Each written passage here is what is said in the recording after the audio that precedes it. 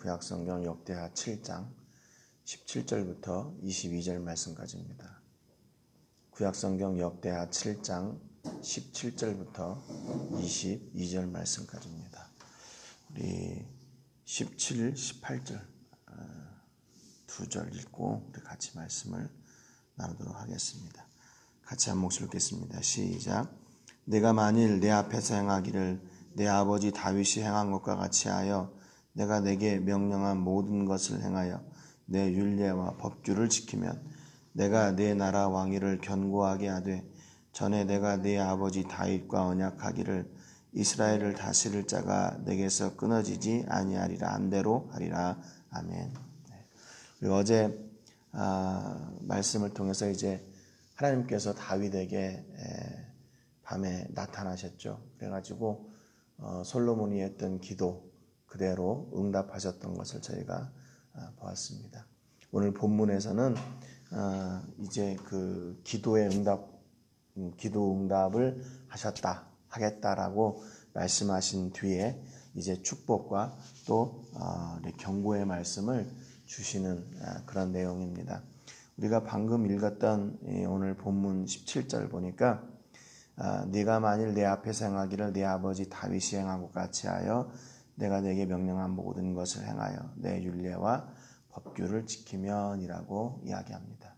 하나님께서 율례와 법규를 지키면이라고 하면 대부분 그 말씀은 이제 이런 약속도 이런 복을 주겠다라고 이제 이렇게 주시는 말씀이겠죠.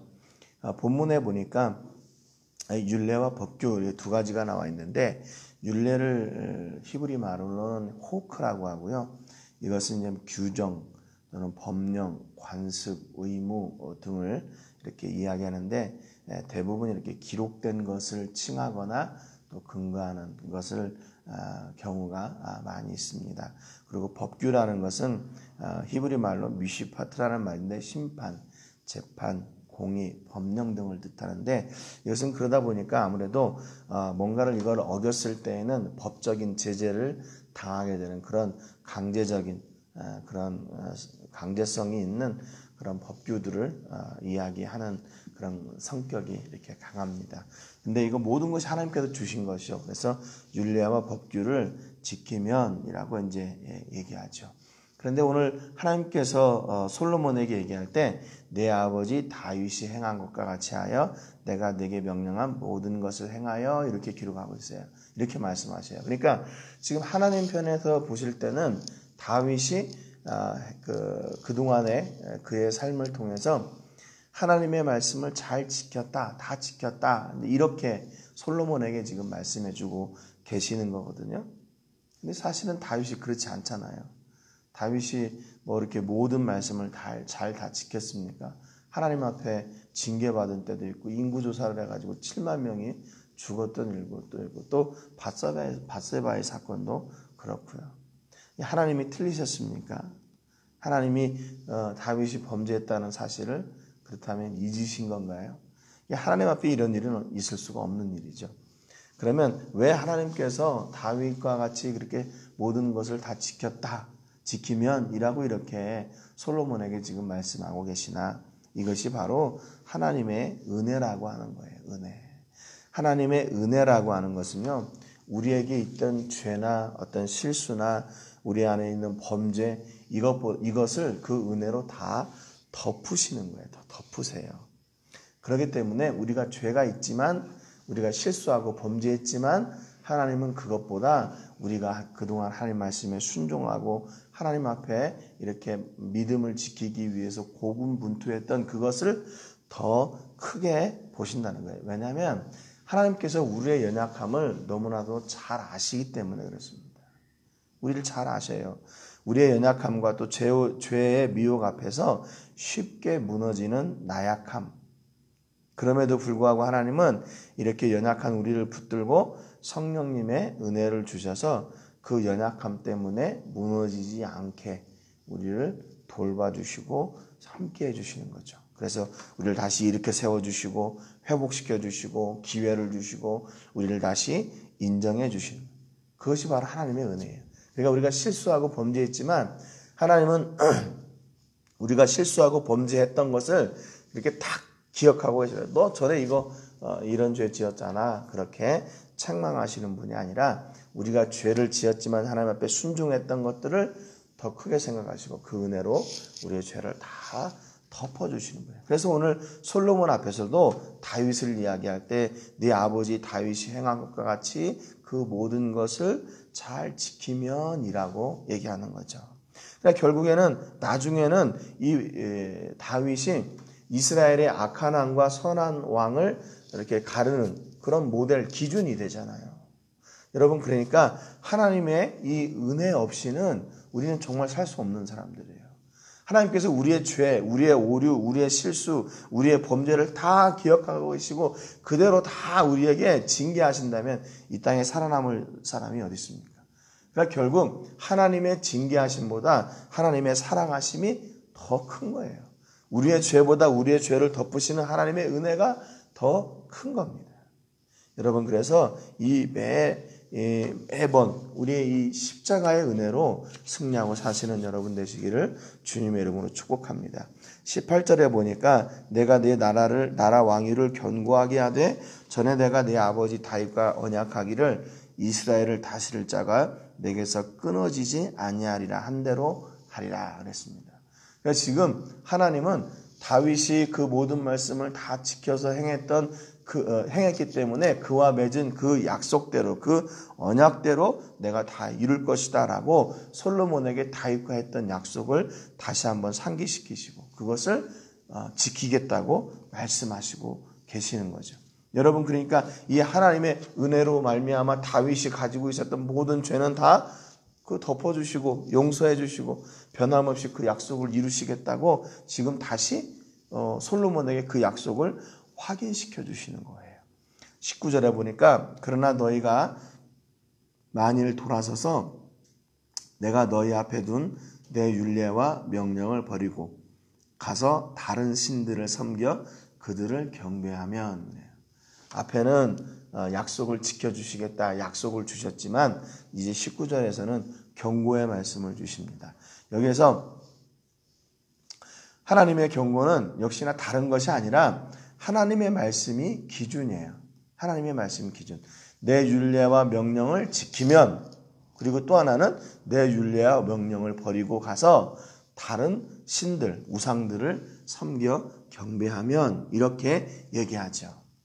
여러분, 그러니까 하나님께서 지금 솔로몬과 이스라엘 백성들에게 원하시는 것은요, 다른 게 아니에요. 야, 이 성전이 너무 좋으니까 네 대대로 이런 성전을 계속해서 지어 나가라, 그렇게 말씀하신 게 아니에요. 너네 앞으로 성전을 짓지 않으면 내가 너희를 징계하겠다, 이게 아니에요.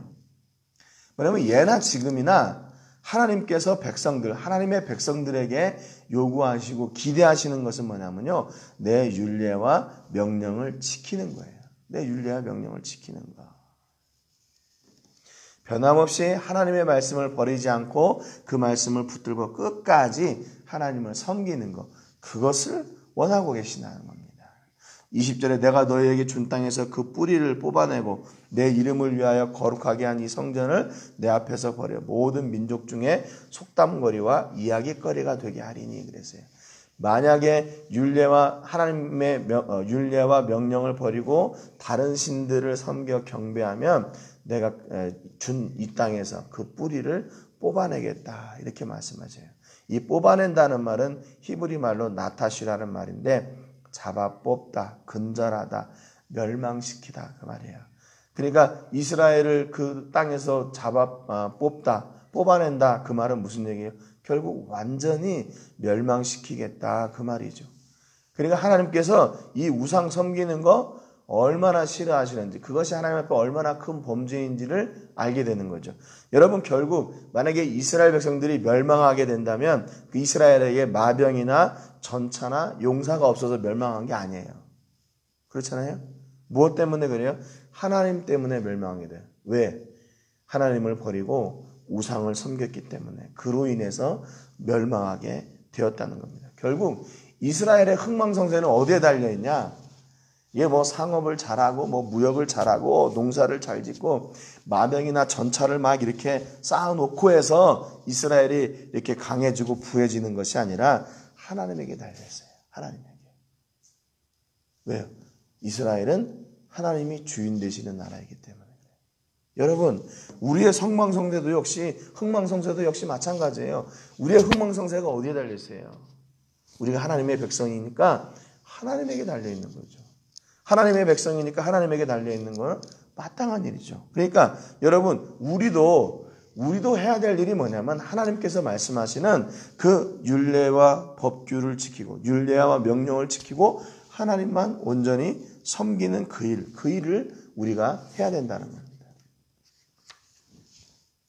21절에 보니까 이 성전이 비록 높을지라도 그리로 지나가는 자마다 놀라 이르되 여호와께서 무슨 까닭으로 이 땅과 이 성전에 이같이 행하였는고 하면 대답하기를 그들이 자기 조상들을 애굽 땅에서 인도하여 내신 자기 하나님 여호와를 버리고 다른 신들에게 붙잡혀서 그것들을 경배하며 섬김으로 여호와께서 이 모든 재앙을 그들에게 내리셨다 하리라 하셨더라 그랬어요.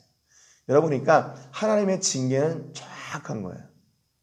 정확해요. 그리고 모든 백성이 알 정도로 그렇게 적나라하게 그 징계가 이루어진다 그 말입니다. 그래서 역사 가운데 그대로 기록되어질 만큼 정확한 거예요. 여러분, 근데 하나님의 말씀이 실제로 이루어지잖아요. 이 성전이 비록 높을지라도 그리로 지나가는 자마다, 별로 이스라엘하고 상관없는 사람들도 야, 이스라엘이 이렇게 좋은 성전을 지어놓고 왜 저렇게 고생을 하고 저렇게 나라를 잃고 슬퍼한대? 그러면 그 사람들이 스스로 그 답을 이야기한다는 거예요. 예? 자기 조상들을 애굽 땅에서 인도해 신 하나님을 섬기지 않고 그들이 다른 이방 신들을 섬기고, 그래서 하나님께서 재앙을 내리셔서 그렇대. 여러분, 이왕이면 이렇게 재앙을 누림으로 하나님의 이름을 드러내는 사람보다는 하나님께서 주시는 복을 누림으로 하나님의 이름을 드러내는 은혜가 있기를 주님의 이름으로 축복합니다. 저 사람이 어떻게 하다가 저렇게 복을 받았대? 그러니까 자기들을 인도하여 내신 그 하나님을 잘 섬겨서 하나님이 저렇게 복을 주셨대. 여러분, 이왕이면 이런 간증의 주인공들이 되시기를 주님의 이름으로 축복합니다. 내 인생 가운데 절망의 시기에 내가 하나님을 제대로 섬기지 않았다가 이런 내가 저주를 당했습니다 라고 하는 그런 눈물의 고백이 아니라 하나님 앞에 정말 나를 살리신 하나님, 나를 복주신 하나님, 내게 놀라운 일을 행하신 하나님을 고백하며 나가는 은혜가 있기를 주님의 이름으로 축복합니다. 그러니까 지금 하나님께서 가장 싫어하시는 게 뭐냐면 이 우상 섬기는 거예요. 우상 섬기는. 하나님을 외면하는 거예요. 외면하는 거. 그래서 아브라함도 그 우상 지역에서 그를 불러내셨어요. 그를 불러내셨어요. 그리고 모세가 하나님을 만나러 시내산에 올라갔을 때 금송아지를 만들었던 이스라엘 백성들을 그렇게 징계하신 겁니다. 사울도 역시 마찬가지죠. 하나님께서 기도에 응답하지 않자 신접한 여인을 찾아가서 결국 그로 인해서 죽게 되는 거예요. 역대상 10장 13절 14절에 보니까 사울이 죽은 것은 여호와께 범죄하였기 때문이라. 그가 여호와의 말씀을 지키지 아니하고 또 신접한 자에게 가르치기를 청하고 여호와께 묻지 아니하였으므로 여호와께서 그를 죽이시고 그 나라를 이새의 아들 다윗에게 넘겨주셨더라 그랬습니다. 너무나도 하나님의 징계는 정확한 거예요. 여러분, 그러니까 오늘 우리에게도 하나님께서 하나님의 백성으로 살아가는 우리에게 너무나도 간단한 법을 주신 거예요. 복잡한 게 아니라. 여러분, 성경 말씀이 이 말씀을 다 외우고 뭐 율법을 지키기 이게 어려운 것 같은데요. 결국에는 하나예요. 결국에는 하나님을 사랑하고 섬기는 겁니다. 그거 이외에는 없어요. 그리고 신약에 와서 이웃을 사랑하고 하나님을 사랑하고 이웃을 사랑하고. 예? 간단한 법을 주셨어요. 그래서 그 하나님을 섬기는 율례와 법도를 주신 거예요. 하나님을 섬기는 율례와 법. 뭐예요? 성경 말씀이죠. 성경대로 이제 하나님을 온전히 섬기는 것. 그것이 우리의 과제이고 숙제인 거예요. 여러분, 솔로몬과 같이 아름다운 성전을 짓고 수많은 제사를 드리고 이렇게 엄청난 제사의 도구를 만들고 아름다운 성가대로 또 악기 다루는 자들로 하나님을 매번 그렇게 하지 않으셔도 골방에 들어가서 이 말씀대로 하나님을 진심으로 찾을 때 그곳에 하나님이 계시는 거예요. 그의 기도를 하나님이 들으시고 응답하시는 겁니다. 여러분, 그러니까 우리가 하나님 앞에 주시는 그 복을 누리는 방법은 다른 게 아니에요. 이 말씀을 통해서 하나님을 온전히 섬기는 방법을 깨닫고 그 말씀대로 하나님을 섬기는 삶입니다. 그래서 여호수아 1장 8절에 이 율법책을 내 입에서 떠나지 말게 하며 주야로 그것을 묵상하여 그 안에 기록된 대로 다 지켜야 하나. 그래야면 내 길이 평탄하게 될 것이며 내가 형통하리라 그랬어요. 여호수아에게도 다른 거를 주문하신 게 아니라 이 말씀을 내 입에서 떠나지 말게 하고 그것을 주야로 묵상해라. 그리고 그 안에 기록된 대로 해라. 시편 1편 1절 2절 여러분 우리가 너무나 잘 아는 것처럼 복 있는 사람은 뭐예요? 오직 여호와의 율법을 즐거워하여 그 율법을 주야로 묵상하는 자로다. 그렇잖아요. 오늘도 여기에 비밀이 밝혀졌잖아요. 하나님의 말씀을 묵상하는 것이 뭐예요?